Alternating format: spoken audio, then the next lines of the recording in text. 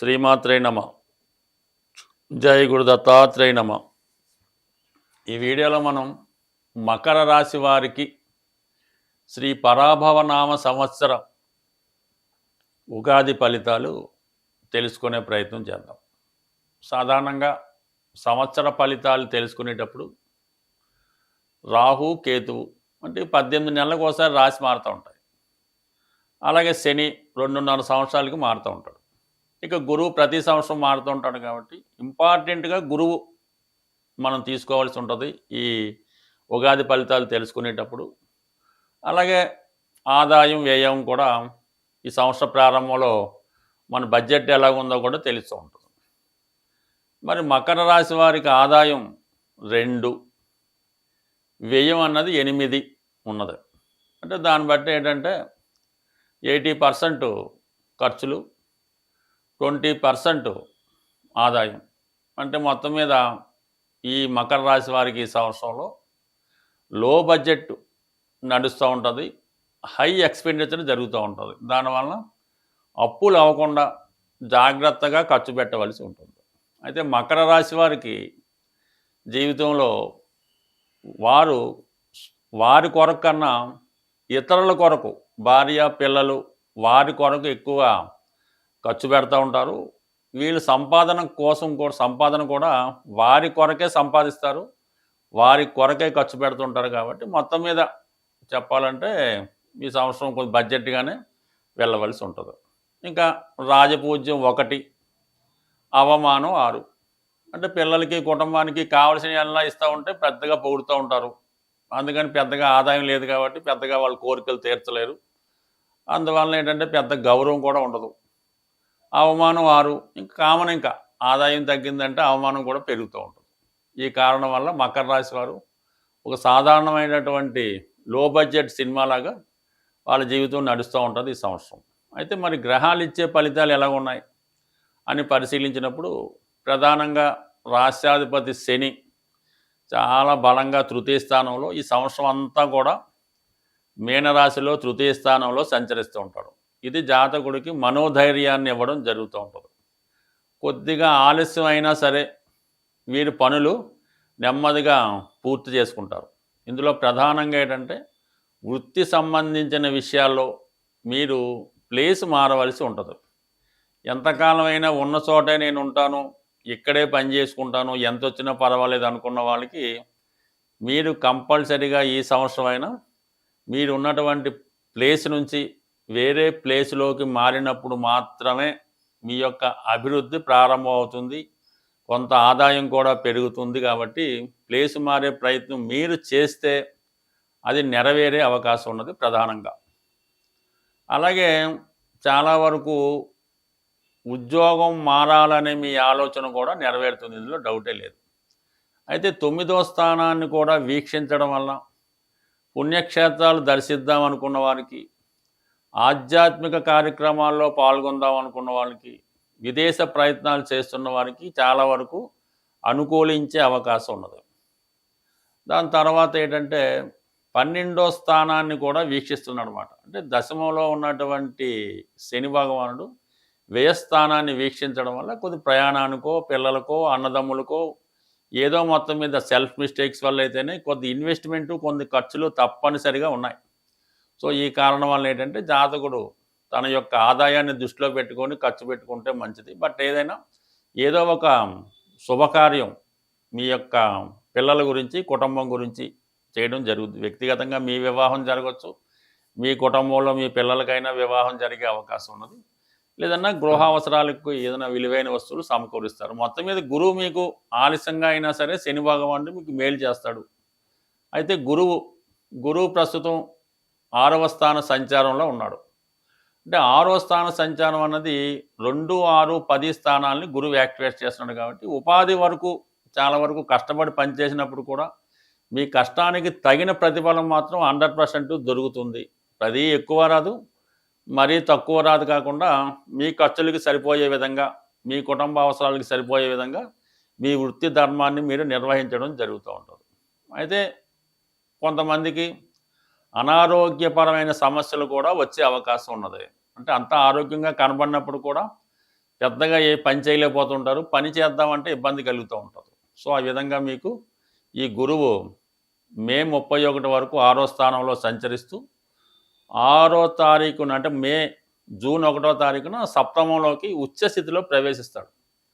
అంటే ఇక్కడ 7వ స్థానంలో బలంగా అక్టోబర్ 31 దాకా ఉండడం వల్ల వివాహపరంగా ఉన్నటువంటి సమస్యలు చాలా కాలంగా ఎవరినో ఇష్టపడుతుంటారు. ఇరుగు పొరుగు అమ్మాయిలో క్లాస్మేటో ఉద్యోగం చేస్తే మీతో పాటు ఉద్యోగం చేసే అమ్మాయిని వివాహం చేసుకుందాం అనుకుంటుంటారు. కొంతకాలంగా అది ఎలా వాయిదా వాయిదా పడుతుంటుంది. ఎప్పుడైతే గురువు సప్తమంలో ప్రవేశించాడో అంటే బిట్వీన్ జూన్ 1 నుంచి అక్టోబర్ 31 మధ్యలో మీకు ఆల్రెడీ తెలుసున్నటువంటి అమ్మాయి, అయితే మీరు అమ్మాయి అయితే అబ్బాయితో వివాహం జరిగే అవకాశం ఉంది. అది పెద్దల అంగీకారంతో సాంప్రదాయ వివాహం మాత్రమే జరిగే సూచనలు అయితే ఉన్నాయి. కాబట్టి ఈ వివాహ విషయంలో అది శుభం జరిగే అవకాశం ఉంది.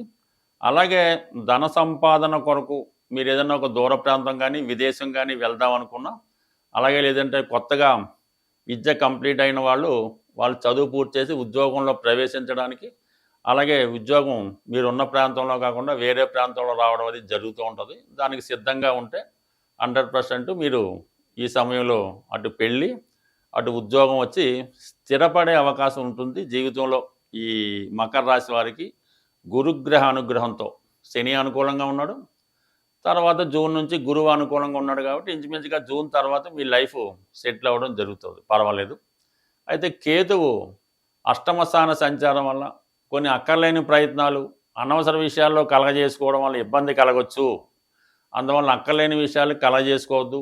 మీకు ఎంతైతే సామర్థ్యం ఉందో దాని కొరకు ప్రయత్నం చేయాలి తప్ప సామర్థ్యం లేని వాటి కొరకు అత్యాశ పడితే మాత్రం ఇబ్బంది పడతారు. ఇక రాహు మీకు ధనస్థానంలో కుటుంబ స్థానంలో ఉండడం వల్ల మీరు చేసే ప్రతి ప్రయత్నానికి కుటుంబ సభ్యులు విమర్శిస్తుంటారు. మీకు ఏ విధంగా కూడా సహాయ సహకారాలు చేయకుండా పైపెచ్చి మీకు ఇబ్బంది పెట్టే విధంగా ప్రయత్నం చేస్తుంటారు. అంటే సొంత కుటుంబ సభ్యులే మీకు ఇబ్బంది పెట్టిస్తూ ఉంటారు. ఈ విధంగా వాళ్ళ మాటలు వినకుండా మీ ప్రయత్నంలో మీరు ముందుకెళ్ళడం మంచిది.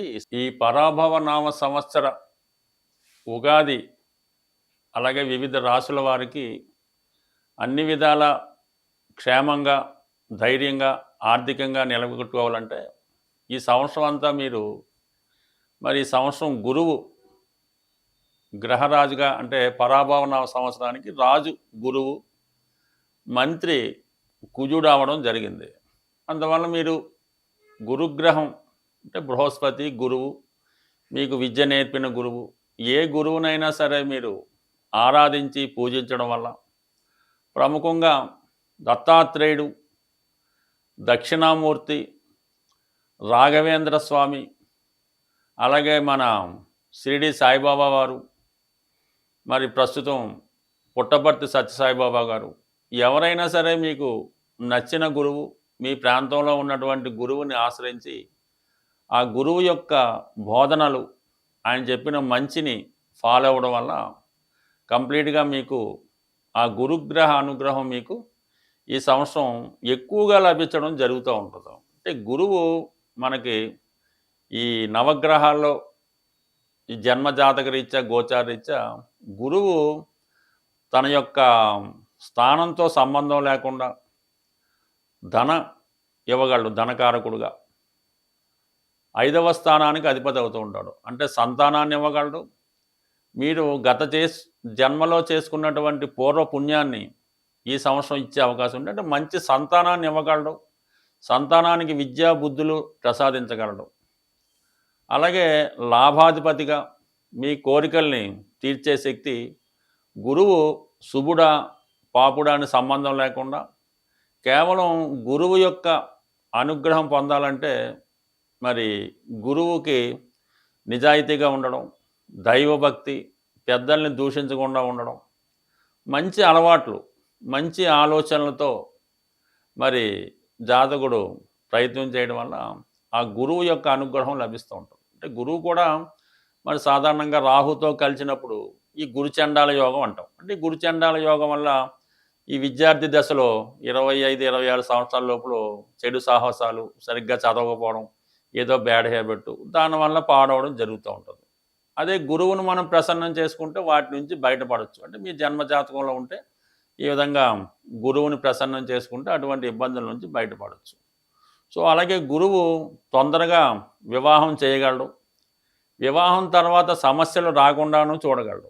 బట్ ఏదైనా అటువంటి గురువు మనకి ఈ సంవత్సరంలో రాజుగా రావడం వల్ల మరి అటు ఉపాధ్యాయులకి, అటు అడ్వకేట్స్‌కి, అటు ప్రవచనాలు చెప్తున్న వారికి, అంటే ఆధ్యాత్మిక రంగంలో ఉన్న వాళ్ళకి, వీరందరికీ కూడా ఒక మంచి శుభ ఫలితాన్ని ఇవ్వడం జరుగుతుంది. అయితే మీరు మీ గురువుని, అలాగే తల్లిదండ్రులు కూడా, తల్లి, తండ్రి, దైవం, గురువు. అందువల్ల ఏంటంటే గురువు భాగ్యస్థానం, తండ్రి భాగ్యస్థానమే. తల్లికి చతుర్థ స్థానం ఇచ్చినప్పుడు కూడా తండ్రి తన యొక్క బాధ్యతలను కరెక్ట్గా నిర్వహించినప్పుడు ఆ కుటుంబాన్ని తల్లి టేకప్ చేసి పిల్లల్ని అభివృద్ధిలో తీసుకున్నప్పుడు ఆమె కూడా తండ్రి స్థానం అంటే భాగ్యస్థానం రావడం జరుగుతుంటుంది. అందుకని జాతకంలో భాగ్యస్థానం బాగుంటేనే తల్లిదండ్రుల యొక్క సౌఖ్యాన్ని పొందగలరు. అలాగే మీరు కూడా మంచి తల్లిదండ్రులుగా మీ యొక్క బాధ్యత నిర్వహించగలరు. కాబట్టి మరి అటువంటి గురువుని ఈ సంవత్సరం మీరు ఆరాధించాలంటే దత్తాత్రేయుని ఆరాధించుకోవడం, మీకు ఈ గురువు సంబంధించినటువంటి పుణ్యక్షేత్రాలు పుట్టపర్తి, షిరిడి, గాన్గాపూరు, పిఠాపురం ఇలాగ మొదలైనటువంటి క్షేత్రాలు దర్శించి ఆ గురుగ్రహ అనుగ్రహం తప్పగా పొందగలరు. వీలైతే ఈ ఒక్క సంవత్సరంకి ఒకసారైనా మీకు విద్య నేర్పిన గురువుకి మంచి వస్త్రాలు, బట్టలు, ఇష్టమైనటువంటి ఫ్రూట్స్ కొన్ని గురువుకి బహుమతిగా ఇవ్వడం వల్ల కంప్లీట్గా గురుగ్రహ అనుగ్రహం చాలా సింపుల్గా పొందొచ్చు. మీరు ఎంతో పెద్ద కష్టపడక్కర్లేదు. గురువు యొక్క అనుగ్రహం చాలా సింపుల్గా రావడం జరుగుతుంది. ఈజీగా మీరు మంచి ఫలితాన్ని పొందగలరు. స్వస్తి.